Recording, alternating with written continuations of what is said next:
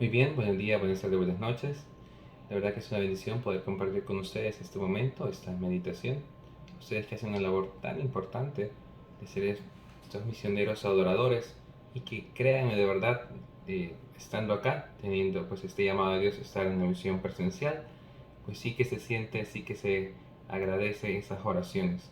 Yo creo que de todo esto al final, definitivamente en el cielo no van a poder contar todas las gracias y bendiciones que surgieron a partir de esta oración sincera, auténtica de ustedes por nosotros y los frutos que también su oración dan en esta misión. Así que de verdad muchas gracias. Pues hoy nos enmarcamos en el Viernes Santo, un día de dolor, un día de verdad de compunción por nuestros pecados.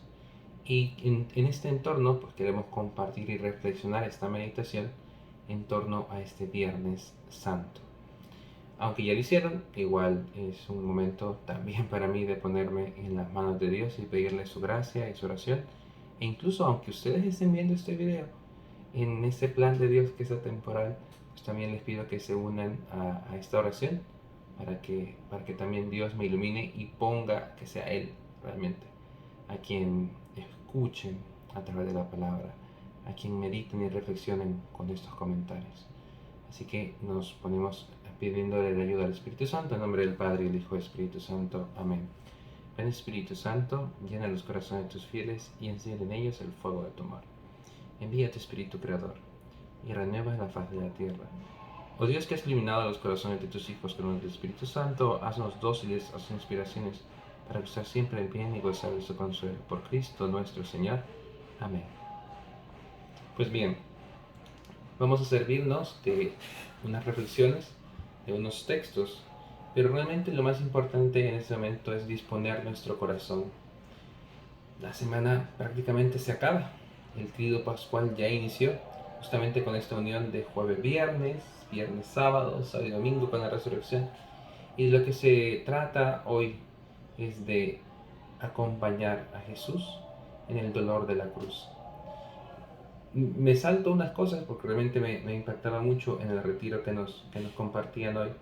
Era este hecho, ¿no? De cuando Dios, que es atemporal, que está más allá del tiempo, y que en cada misa, cuando se renueva de forma incruenta, es decir, sin la sangre y el sufrimiento, sin la sangre, pues eh, Jesús, en efecto, se entrega por nosotros.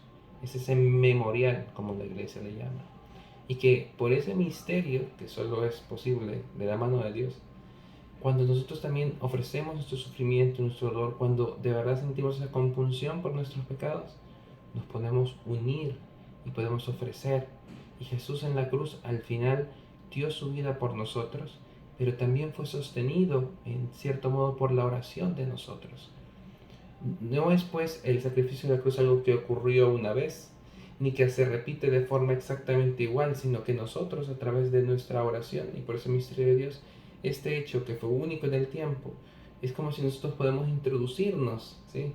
Casi cual película de Marvel, ¿no? Como si se abriese un portal en el espacio y tiempo, y nuestras oraciones y nuestros sacrificios, lo que le ofrecemos a Dios llega de manera directa, de manera real, y es un misterio. Que nuestro corazón, pues, de verdad, de la mano de Dios, pueda sentir ese dolor por los pecados. Y no un dolor por el dolor, sino un dolor que nos mueve a la acción. Un dolor que me permite la reflexión. Un dolor que me lleva auténticamente a sacar de mí lo mejor. A saber que si de repente en mi vida han pasado muchas cosas, Dios nos da los medios, nos da los sacramentos. Y ojalá ya a este punto ustedes hayan podido confesarse durante la cuaresma o esos días. Y si no, hay tiempo. Hay tiempo porque están escuchando este video. Hay tiempo porque hay vida. Y mientras hay vida, Dios nos da esa oportunidad de regresar, de volvernos a Él. En esta línea vamos a hablar entonces del sufrimiento de Jesús, el escarmiento y los azotes que padeció. Con el firme deseo de pedirle a Dios lo siguiente: Jesús, ábreme el corazón para que mi voluntad no quede indiferente. Enséñame lo que es amar y amar hasta el extremo.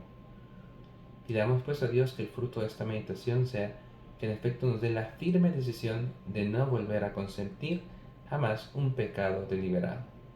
el afecto, la compulsión por mis pecados. El texto en el cual se compone esta meditación está tomado de Mateo capítulo 27 versículo 26. Y yo quisiera detenerme un momento en la parte del fruto, ¿no? Fíjense en lo que le estamos pidiendo a Dios. Luego es interesante, sabemos que aquí estamos hablándole a adultos, ¿no? Que San Agustín cuenta que entre sus escritos y frases en su proceso de conversión, pues a Dios le decía: Señor, hazme casto, pero todavía no. Y en ese todavía no se guarda ese todavía deseo de, Señor, yo sé que eres bueno, yo sé que tú me amas, yo sé que... Pero en el fondo, aguántame un poquito, ¿no? Todavía hay cosas que quiero seguir haciendo de mi forma de vida. Pero en este caso ya San Agustín, y que luego lo reconocerá con otras palabras, ¿no? De tarde te amé, cero te amavi en latín. Y ese tarde te amé era ese arrepentimiento a esa primera frase, el reconocer con dolor que había tenido oportunidades, que había tenido tiempo, y no fue sino hasta después que se pudo encontrar con Dios. No fue hasta después que pudo darle sentido a todas esas cosas que hacía y a toda su búsqueda de la verdad, que realmente es muy muy interesante la vida de San Agustín. Pero volvamos a ese punto de la firme decisión. Hay un santo, que generalmente se habla como el santo remitido a los jóvenes, discípulo, en cierto modo, de San Juan Bosco, el Santo Domingo Sabio. Y él tenía esta frase, ¿no? La morte ma non peccati, en italiano. Antes morir que pecar. ¿Realmente nosotros estaríamos dispuestos a antes morir que cometer un pecado? Fíjense lo que le estamos pidiendo, ni siquiera hemos empezado, pero aquí le decimos: Señor, dame la firme decisión de no volver a consentir jamás con un pecado deliberado. Pues no le decimos antes morir que pecar, pero sí que ponemos nosotros nuestro deseo, nuestra voluntad en no ofender a Dios, no de forma deliberada.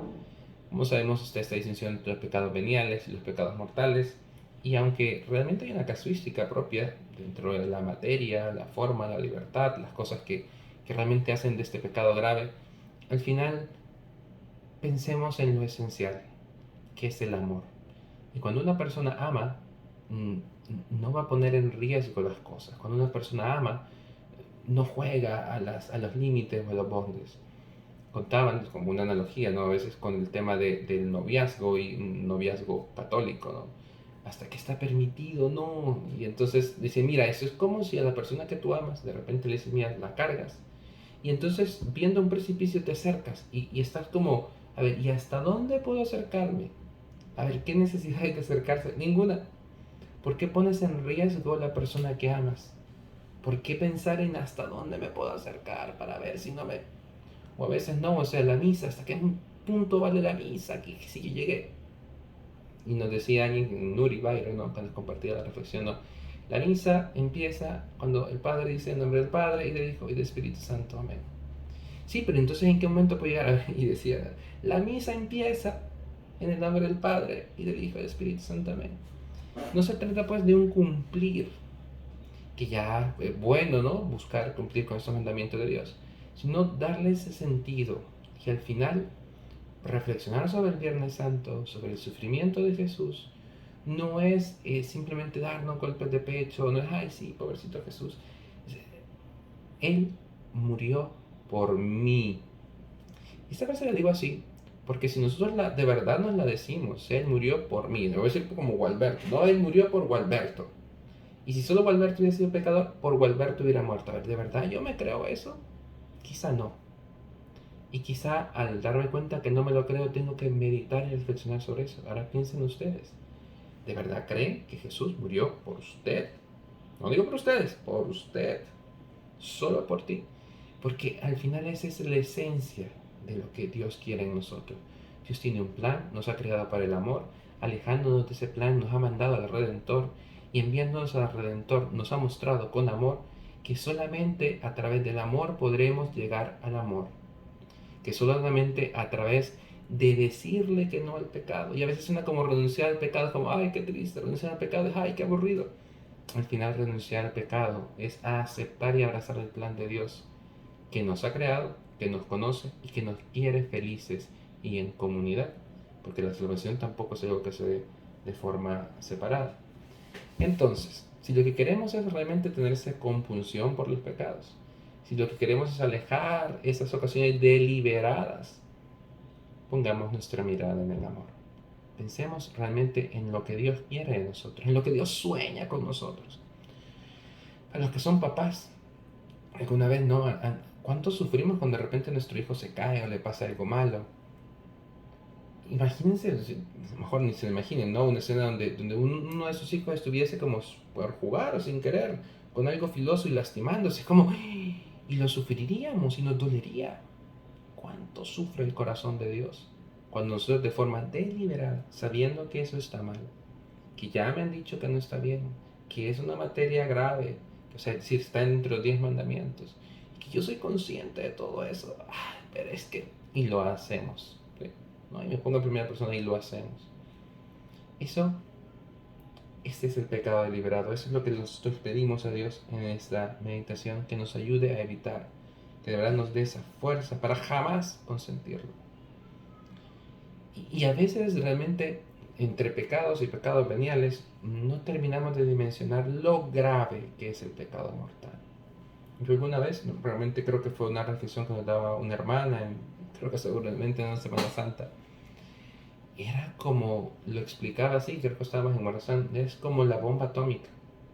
Es decir, si de repente cometemos un pecado, nos enojamos, no tenemos pecado venial, no, pues ciertamente se ensucia, no se mancha la gracia.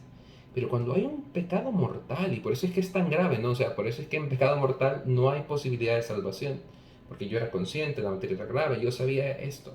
Y aún así, sabiendo y conscientes, lo hago, pues es como una bomba atómica. Todo se barre, todo desaparece, toda esa gracia, todas esas bendiciones. Yo me limito y me cierro a eso. Por eso es que de verdad pidámosle a Dios que nos permita tolerarnos del pecado y tener esa fortaleza. Les comparto algo personal. En efecto, o sea, yo he cometido alguna vez algún pecado deliberado, pero cuando yo de verdad quiero luchar por, no puedo, mejor evito esto, mejor me voy a otro lado, mejor hago otra cosa, pues sí que me ha servido muchísimo el auxilio y el pedir ayuda a Dios a través de una ejaculatoria, a través de un María Auxilio Cristiana ruega por nosotros, y cambiar de lugar y mover y hacer otra cosa. Porque si solo me quedara con el, ay, sí, Señor, ayúdame a no caer, voy a terminar cayendo si no me muevo, si no cambio, si no... Entonces, buscar y poner los medios para que Dios actúe, porque Dios desea en nosotros ese bien, Dios desea en nosotros esa gracia, Dios desea vernos felices.